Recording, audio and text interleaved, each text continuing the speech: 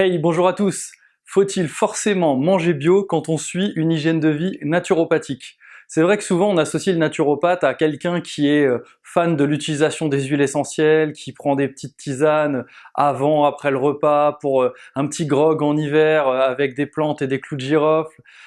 et qui va en général manger bio et cultiver ses petites salades dans son jardin. C'était une question qui m'était posée par une personne intéressée pour intégrer la nouvelle école que je suis en train de lancer de naturopathie au mois d'octobre. Et en fait, elle me demandait finalement, est-ce que c'est nécessaire d'être vraiment convaincu et à 2000% consommatrice de produits bio quand on est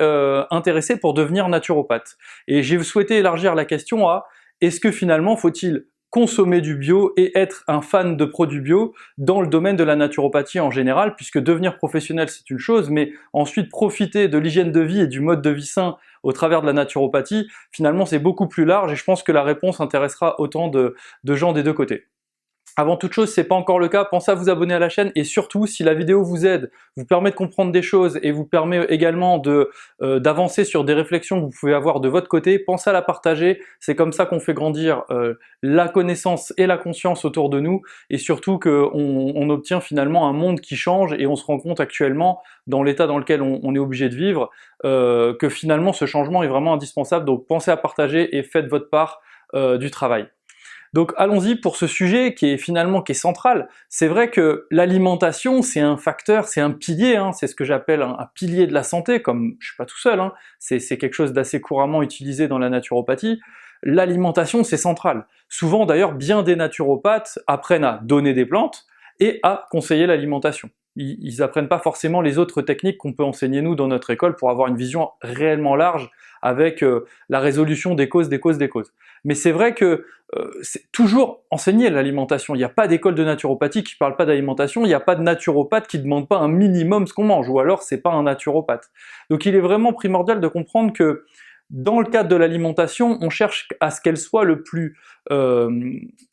naturel et surtout le moins chimique et néfaste possible. Donc naturellement, dans le monde dans lequel on vit, aujourd'hui, un des critères qui permet de s'assurer que l'alimentation n'est pas chimique, n'est pas pleine de pesticides, d'herbicides, etc., eh ben c'est une sorte de norme, c'est un label qui est le label AB en France ou bio, organique à l'étranger.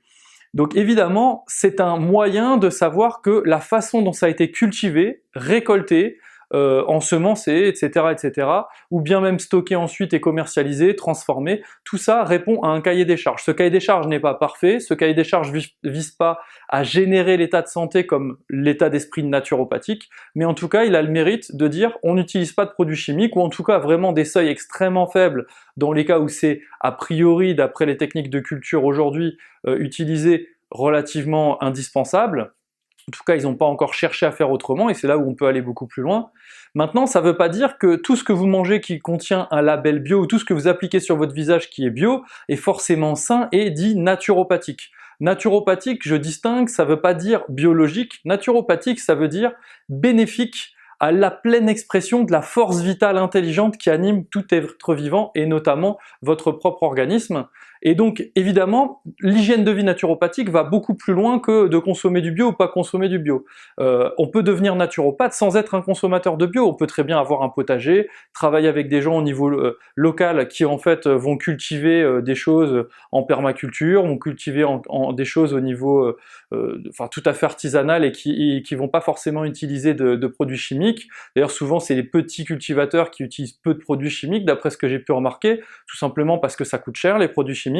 et que bizarrement c'est aussi associé à l'utilisation de certaines graines spécifiques à haut rendement, etc., qui elles-mêmes sont très fragiles, donc nécessitent l'utilisation d'herbicides, de pesticides, d'insecticides, etc., pour éviter justement que la plante qui émane de cette graine, finalement, qui est très sensible et très fragile, subisse les dégâts de l'environnement, en fait, l'agression de la nature qui tout simplement, par son mécanisme homéostatique, est en train de dire c'est pas possible, cette plante n'a rien à faire là, elle est dégénérée, quoi. Elle a beau avoir du haut rendement, elle est dégénérée, on va la zigouiller, on lui envoie des insectes, on lui envoie des nuisibles, on lui envoie des champignons, on lui envoie tout dans la tronche, des autres plantes en compétition, hein, qui sont considérées comme des mauvaises herbes, de façon à éradiquer en fait cette aberration de la nature. Donc en fait, consommer bio, être un fan de produits bio, peut être très bien similaire à quelque chose qui n'est pas écologique et quelque chose qui n'est pas bénéfique à la santé, ou en tout cas propice à la pleine expression de la santé qui n'attend qu'une chose, c'est de s'exprimer en nous. Donc c'est pour ça qu'il faut vraiment mettre un bémol là-dessus. Par contre, il est clair qu'un naturopathe qui dénigre le fait de consommer bio pour quelqu'un qui essaye d'avoir une hygiène de vie vraiment saine, adaptée, et qui du coup souhaite consommer bio parce qu'elle n'a pas la possibilité de cultiver par elle-même ou de se fournir auprès de groupements en permaculture, etc. Bon concrètement, là ça serait pas du tout valable. C'est-à-dire que le fait de cultiver bio aujourd'hui c'est moins pire, si je puis dire, que de cultiver intensif, conventionnel, bourré de produits chimiques. Faut être lucide. Et le naturopathe, son but, c'est que la pleine expression de la santé et du bien-être chez l'être humain et la planète, son environnement, soit le plus durable possible. Donc évidemment, si on dégrade l'environnement au travers d'utilisation de produits chimiques, on n'est pas en train de cautionner ce que l'on souhaite. Donc il est évident que le naturopathe ne peut pas être contre, entre guillemets, l'usage de produits bio, ne peut être qu'en faveur de cette démarche, sans pour autant considérer cette démarche comme un absolu et comme la solution miracle. Aujourd'hui, on voit beaucoup de choses dans le bio où ça devient réellement industriel. Clairement, une carotte qui pousse en rangée de 2 km, où il n'y a rien d'autre que de la terre et des graines de carottes, elle n'est pas prête de se battre contre un environnement pour sécréter des substances et la rendre plus forte. Donc on n'est pas en train de créer les carottes du nouveau monde qui vont en fait être encore plus résistantes à toutes les pollutions, tous les champs électromagnétiques de la Terre, l'appauvrissement des sols. Non, on est en train de créer des carottes qui ont autant besoin qu'on les aide et qu'on les stimule par des engrais,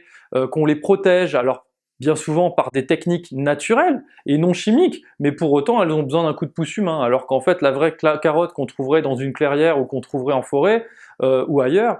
concrètement cette carotte là, c'est pas compliqué, vous en prenez une bouchée, elle a le goût de 25 kg de carottes que vous auriez concentré, de façon même biologique parce que intensive. Donc il faut vraiment distinguer finalement